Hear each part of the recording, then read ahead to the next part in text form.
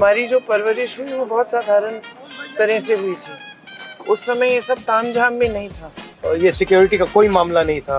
तो हम भी सड़कों पे जाके खेलते थे बच्चों के साथ। जब 80 का चुनाव हुआ तो तुम्हें याद है हमने बच्चा पार्टी बनाई थी। हाँ। 40 बच्चों का गैंग था। सड़कों पे जाते थे, बच्चा पार्टी जिंदाबाद, बच्चा पार्टी जिंदाबाद, और पोस्टर चेप लेते थे अपने बच्चा पार्टी। याद है। राजनीति जीवन का हिस्सा था, उस हमारे जीवन का हमेशा हिस्सा रहा। पूरा परिवार इकट्ठा बैठता था, बातचीत करते थे दादी से, और दादी मतलब बिना बताए हमें राजनीतिक ज्ञान देती रहती थी, हमें पता भी नहीं लगता था। दादी हैड अ पार्शियलिटी, दादी मेरे से पार्शियल थे। पापा थोड़ा इनसे पार्शियल थे।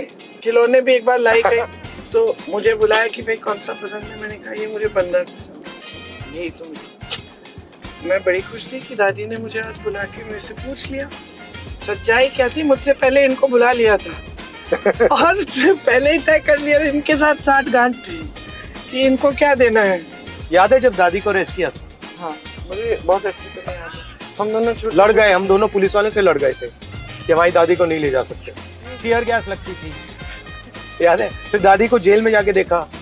हमारा जो पारिवारिक रिस्पेक्ट है और रिश्ता है एक दूसरे से, वो सबसे जरूरी है। एक टाइम था जब ये केक बनाती थी, 24 घंटा ये केक बनाती थी और किसी ना किसी को ये केक खिलाती रहती थी।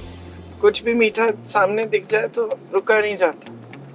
और मुझे सबसे ज्यादा चिढ़ तब होती है जब मैं कुछ खा रही हूँ और दोनों माँ बेटे मुझे बोलते बहुत ज्यादा खा रही हो, और मुझे देखते ही मुझे बोलता है मोटी हो रही हो। चिढ़ मच चुप हो गई। इसकी फेवरेट जलेबी है, क्योंकि वो पापा की फेवरेट थी, इसलिए इसकी फेवरेट है। अरे पसंद है। But used to like it, पापा also used to like it।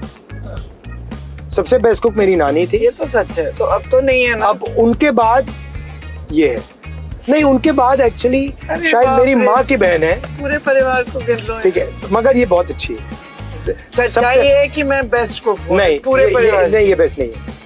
मैं सब बनाती हूँ। मैं देसी खाना भी बनाती हूँ, थाई खाना भी बनाती हूँ, इटालियन खाना भी बनाती हूँ। अब बोलो।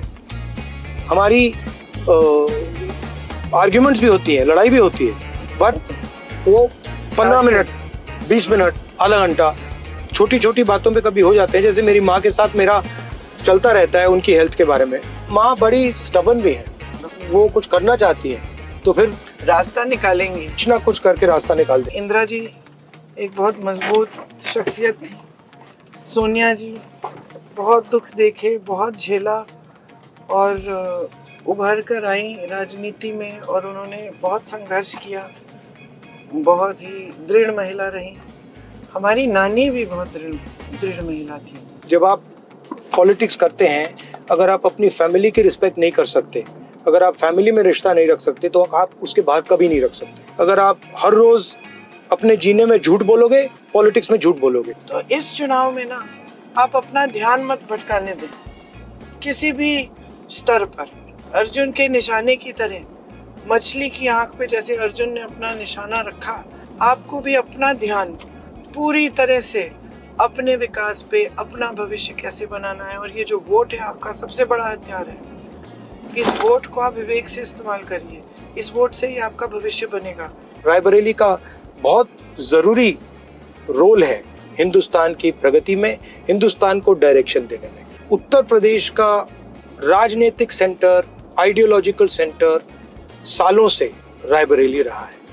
रायबरेली ने ही आजादी की लड़ाई में रास्ता दिखाया था, और आज रायबरेली का रोल ये होना चाहिए कि पहले वो उत्तर प्रदेश को विकास का, प्रगति का रास्ता दिखाए, और फिर उत्तर प्रदेश एक बार फिर हिंदुस्तान को प्रगति और विकास का रास्ता दिखाए।